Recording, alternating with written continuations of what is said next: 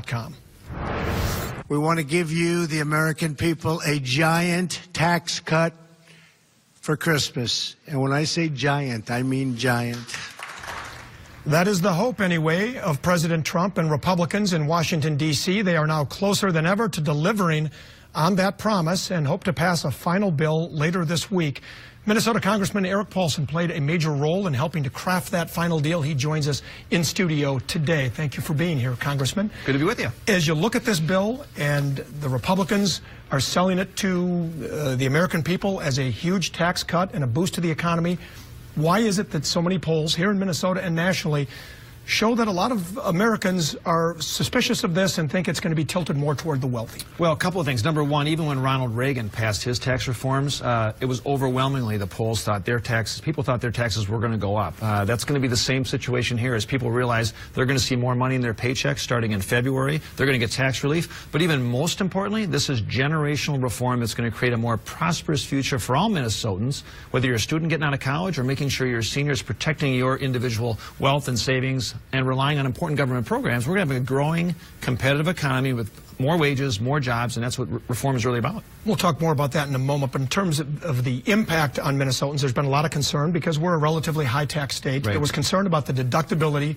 of state and local taxes. Where does that stand in the bill that is likely to be on the floor next week? Right, so the modification is we'll have a $10,000 deduction for your property taxes and state and local deductions as a part of that, so there's some flexibility there. But also with all of the rates coming down, the brackets getting widened, everyone is going to see tax relief regardless of that deduction that changes a little bit, but we're going to have it modified and helping Minnesotans. So instead of being able to deduct all of your property taxes and state taxes, there'll be a $10,000 cap on that. Correct. So in some people that might be enough, but some people who maybe owe $15,000 in state and local taxes will be able to deduct $10,000 of it. Correct, $10,000 cap, but those folks also will have lower rates and they'll be in a lower tax category, so they wouldn't have to pay as many taxes in the first place. One big concern, especially among home builders and the real estate industry, Right. was the cap on the mortgage interest deduction.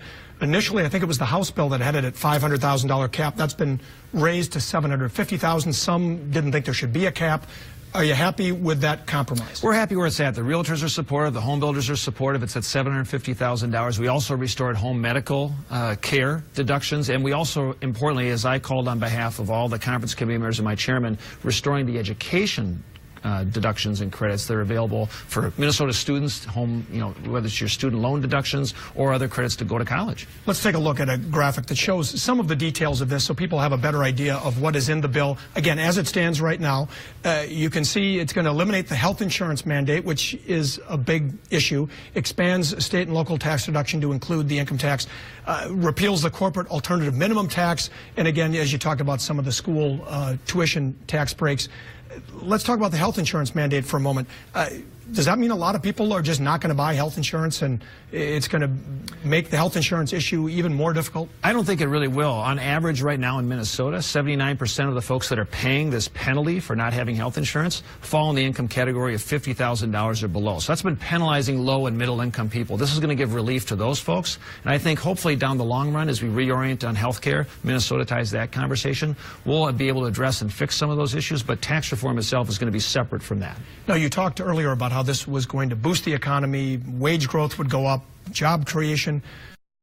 Critics of this say there's not always a lot of evidence of that. I mean, even right now, corporations are sitting on literally trillions of dollars in funds that they haven't spent and reinvested in their businesses.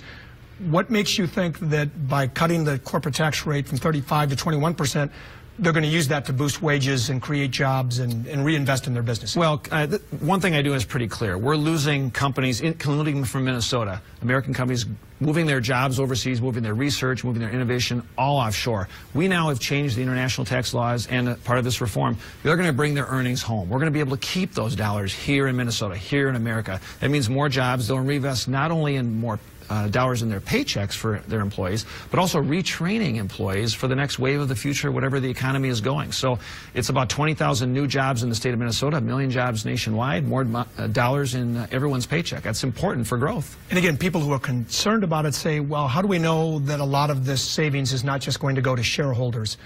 What assurances do they have that it will go to boost wages, which have lagged? And one of the things in this economic recovery, wages have not grown very much. That's right. The status quo is unacceptable. Deficits have risen and continue to rise. This is actually going to get us closer towards a balanced budget. I think we're seeing companies now that have been cautiously optimistic about, as you mentioned, whether it's giving money to their shareholders, but they also want to reinvest in their employees. They want to build their next plant here in the United States. This is going to allow that to happen. That's really important if we're going to have a competitive, growing economy. It looks like the bill, as it stands now, would add about $1.5 trillion to the deficit if those things don't happen you're talking about, in terms of economic growth increasing so much that it makes up for that. Are you confident that it will? I'm confident we're moving in the right direction, because right now we've had static growth of about 2%. As you mentioned earlier, the economic recovery has not been a great recovery for a lot of people. And for the first time, wages fell during a recovery. We've never had that happen in America before. So this reorients it, changes behavior of companies. So we're actually not giving just tax relief, but actually changing the behavior of companies to reinvest people, equipment for the future.